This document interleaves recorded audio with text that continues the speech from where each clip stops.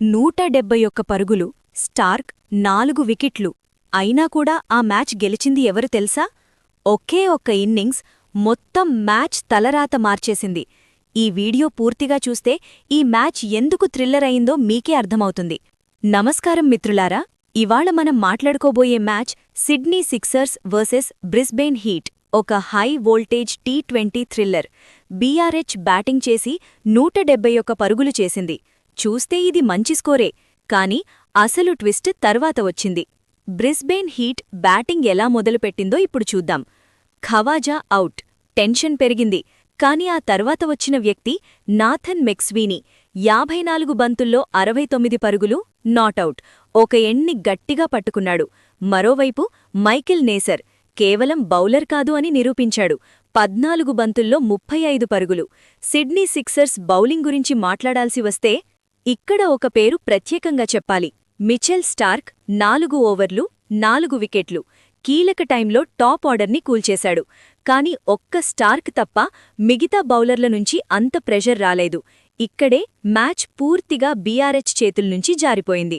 171 చేస్ చేయడం ఈజీ కాదు, ముఖ్యంగా ఇలాంటి బౌలింగ్ లైనప్ ముందు. ఇన్నింగ్స్ మొదలగానే పెద్ద షాక్.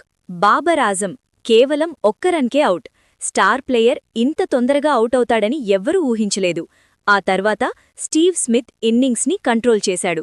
54 పరుగులు, చాలా క్లాస్ బ్యాటింగ్. మధ్యలో వికెట్లు పడుతున్నా అసలు గేమ్ మార్చింది శామ్ కరన్.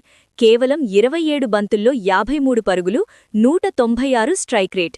చివరి ఓవర్లలో కరన్ ఆడిన షాట్ల వల్లే ఎస్వైఎస్ని 188.4 ఓవర్లలోనే గెలిపించగలిగాడు.